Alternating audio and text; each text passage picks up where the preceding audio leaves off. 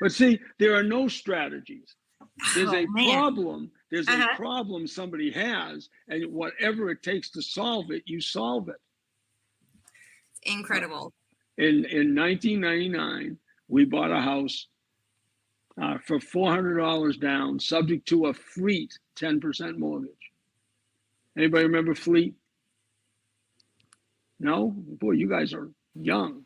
All right, Yes. well, fleet was an institutional lender. Institutions mean danger, so you want to avoid institutions as best you can.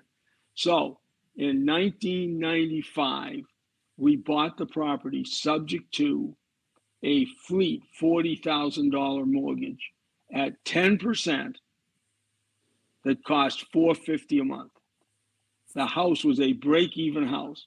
We paid $453 to close that deal. That tenant was a good tenant. That institutional lender did not cause us a problem, though we've had many who have with subject to.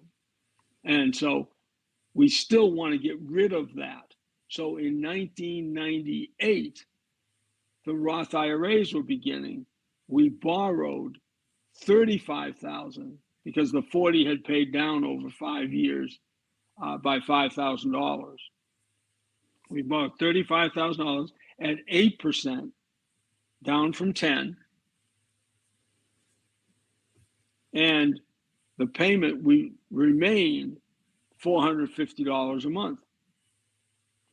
So now we're amortizing faster, but we borrowed from a friend's Roth IRA. So not only have we increased the spread because of our rate, but we've increased the safety because we have a friend as the mortgagee.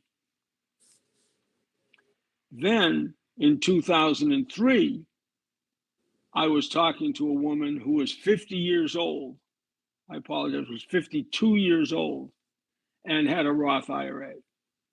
So we borrowed $25,000 because it had paid down now to 25 at 8% with no payments for 7.5 years.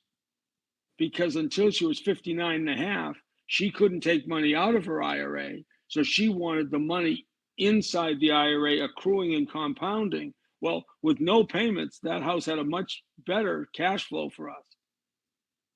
And so over the next 7 years, it grew back up to $40,000 again. Then when she was 59.5, we began paying her IRA $400 or $50 less than we were paying when we began the deal, but still $400 more than we were paying the year before.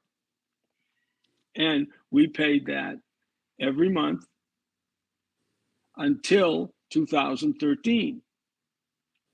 In 2013, we're paying her $400 a month so she can go spend it because she's over 59.5 and she can withdraw it. And she said, I've got an extra $44,000 in the IRA. I said, what do you mean? I thought you were going to be taking the money out and spending it. She said, well, I didn't need it, so it's just accruing in there. I want you to borrow it.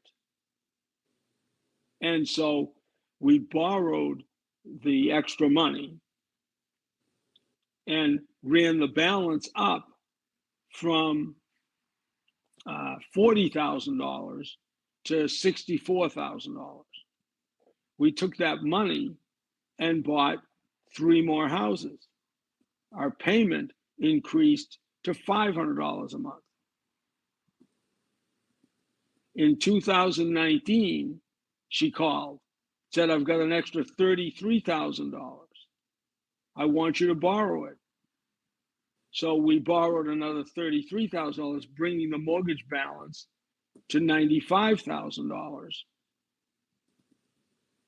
Now, in December of 2021, my tenant that I mentioned to you guys earlier, who had $180,000 in the bank, paying her 0.1%, lent us $150,000 that we used to pay off the $95,000 that was owed to Beth's IRA.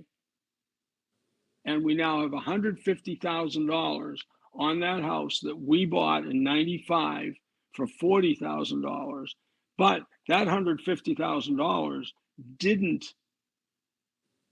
just go to buy toys and trips. That bought us 3 more houses, put 3 new roofs on another one of our houses, new windows, a new kitchen, and we just bought another house. So even though we got a negative cash flow in that house, if you look at all the houses it control, well, that's what real estate and real estate investing is about. It's about purposefully building and managing a portfolio. All excellent information. Excellent.